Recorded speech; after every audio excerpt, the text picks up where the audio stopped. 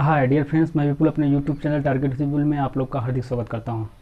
Friends, आज मैं संख्या पद्धति का 5वां लेकर उपस्थित हूं। जैसा कि पिछले वीडियो में मैंने संख्या पद्धति से रिलेटेड इकाई का अंक कैसे ज्ञात किया जाता है, शेषफल प्रमेय पर आधारित प्रश्न को मैंने बताया था। आज प्राकृतिक संख्याओं के योग पर कैसे प्रश्न बनेंगे या योग पर कैसे प्रश्न बनते हैं। तो योग पर 4 प्रकार से प्रश्न बनते हैं, 4 टाइप से प्रश्न बनते हैं।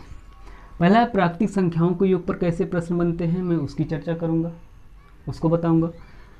वर्गों के योग पर कैसे प्रश्न बनते हैं, घनों के योग पर कैसे प्रश्न बनते हैं, भिन्नात्मक योग कैसे बनते हैं, योग पर प्रश्न कैसे बनते हैं। ये 2 टाइप से मैं बताऊंगा, जब इसकी बात होगी तब चर्चा करूंगा। चलिए, सबसे पहले मैं योग पर प्रश्न से प्राकृतिक संख्याओं के योग पर कैसे प्रश्न बनते हैं मैं उसकी चर्चा करूंगा। उसमें पहली हेडिंग है जब संख्याएं समांतर श्रेणी में हो। अब समांतर का मतलब समझिए। समांतर का मतलब होता है जिनके बीच का अंतर, जैसे कोई सीरीज लिखी गई है 1 2 3 4 5 6 and so on dot dot, तो इनके बीच का अंतर मतलब इस संख्या के बीच का 2 में से गया 1, 4 में से 3 गया 1, 6 में से यहाँ पर 5 जाएगा तो 1, सबके बीच का जो अंतर है वह 1 ही बचेगा।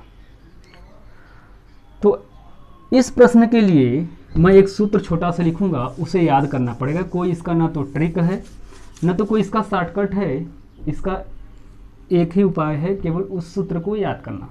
यह सूत्र क्या है? योग बराबर प्रथम पद प्लस अंतिम पद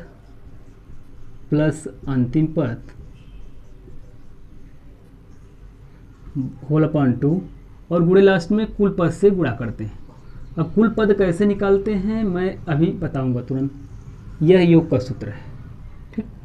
ये बहुत ही रामबाण सूत्र है। यह योग का सब, अगर समांतर श्रेणी में दी गई है सीरीज तो हम इसी से सारा क्वेश्चन हल कर सकते हैं। योग बराबर प्रथम पद प्लस अंतिम पद होल अपॉन 2 गुणे कुल पद निकालना आने चाहिए बस। देखिए, जैसे मैं प्रश्न लिख रहा हूँ कि प्रथम 130 प्राकृतिक संख्याओं का योगफल ज्ञात कीजिए। प्राकृतिक संख्याओं का योगफल ज्ञात कीजिए। संख्याओं का योगफल, ये प्रश्न में पूछा गया प्रश्न है। योगफल ज्ञात करें, ठीक। अब प्रथम 130 प्राकृतिक संख्याओं का योग ज्ञात करने से पहले हमको पता होना चाहिए कि इस योग का सूत्र क्या होगा। योग का सूत्र मैंने ऊपर लिखा है, योग बराबर प्रथम पद प्लस अंतिम पद अपॉन 2 गुणे कुल पद। तो इसको हल करने के लिए 1 2 3 4 5 6 7 डॉट डॉट डॉट, यह है प्राकृतिक संख्या। गिनती से स्टार्ट करते हैं प्राकृतिक संख्या को। तो अब इसका जान गए कि इसके बीच का अंतर देख लीजिए। अगर 1 है सबके बीच का अंतर अगर निकालिए 2 में से 1 जाएगा 1 बचेगा, 4 में से 3 1, 6 में से 5 1 एंड सो ऑन, इस तरह से बचेगा। मतलब इनके बीच का जो समान अंतर होगा वह 1 होगा। अब बात करेंगे कि इसका योग कैसे ज्ञात करेंगे। तो योग बराबर प्रथम पद क्या है? 1 है। अंतिम पद क्या है? यहाँ पर 130 रहेगा। अंतिम पद क्या है? यहाँ पर दिया है 130 तक ना, 130 है होल अपॉन 2 गुणे कुल पद का मतलब होता है अगर स्टार्ट से संख्याएं लिखी गई हों 1 2 3 4 जितने तक लिखी गई 130 तक लिखी गई हैं, तो लास्ट पद जो कुल पद होगा वह 130। यह 65 दूना 130 होता है। यह 131 गुणे 65। अगर इसका मैं गुणा करूं तो 5 एकम 5 85 1 5 8 85 15 इसका आंसर आएगा। आप लोग गुणा कर लीजिए। योग बराबर, ये एक तरह से प्रश्न हो कि जब संख्याएं क्या हों, समांतर श्रेणी में हो, तो मैं इसे इस तरह से सॉल्व करूंगा योग के फार्मूले से। यदि कुछ प्रश्न थोड़ा सा घुमा कर दिया जाए, जैसे लिख रहा हूँ, थोड़ा सा घुमाने second 46 plus 47 plus 48 plus dot dot dot 190, ठीक। ये प्रश्न दिया गया, इसे हल करना है। तो यह तो देखिए पहले 46 और 47 का जो अंतर होगा कितना, एक आएगा।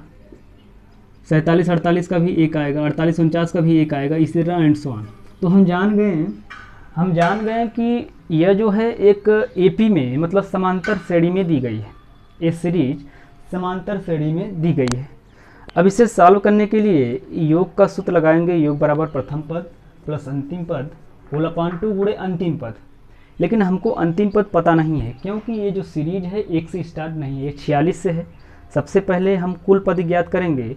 कुल पद ज्ञात करने के लिए क्या करेंगे, जितनी संख्याएं कम है 1 से लेकर 45 तक कम है, तो सबसे पहले कुल पद निकालने के लिए उस 45 को 190 से घटाएंगे, तब कुल पद आएगा। देखिए ये पूरी संख्या हुई नहीं है, 1 2 3 4 5 6 7, यहाँ 45 तक होगा तब 46 का नंबर आएगा।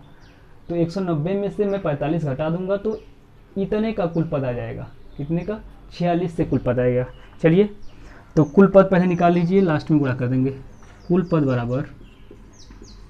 बराबर 190 माइनस 45। ये 45 कहाँ से आया पता होना चाहिए कि ये जो संख्या शुरू होनी चाहिए एक से ये संख्या जो शुरू होनी चाहिए 1 से होनी चाहिए। तो 190 माइनस 45 बराबर कितना आएगा, 145। अब योग का सूत्र लगा दीजिए।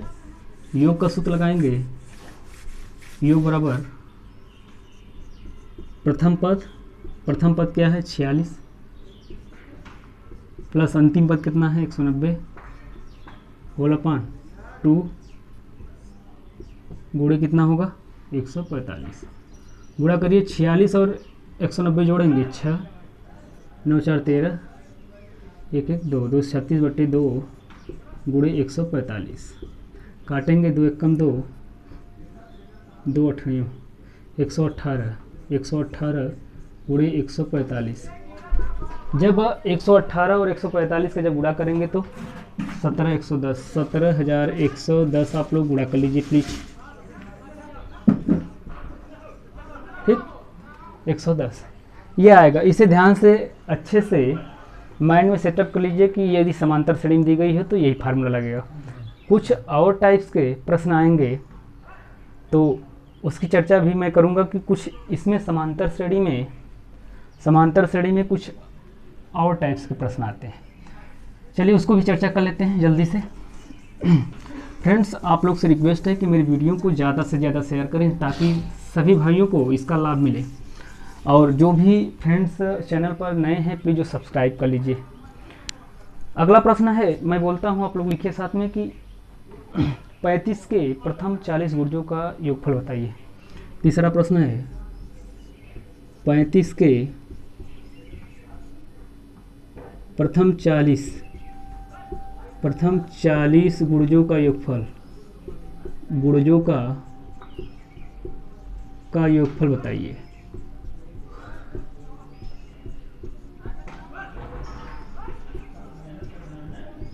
योगफल बताइए। अब 35 के प्रथम 40 गुणज का मतलब होता है गुणा करना। 35 से कम 35 दूना 70 105 एंड सो ऑन, इस तरह से होगा। सबसे पहले मैं संख्या लिखूंगा 35 दूना 70, फिर गुणज का मतलब गुणा 1 दूना 3 105 एंड सो ऑन। कहाँ तक, 40 तक करना ना। जब 40 का गुणा करेंगे तो आएगा, यह आएगा लास्ट में 1400। ये कर आप लोग देखिए, 35 70 105 लास्ट में आएगा 1400। अब इसका योग ज्ञात करने के लिए योगफल बराबर प्रथम पद प्लस अंतिम पद अपान 2 गुणे कुल पद ज्ञात करना होगा।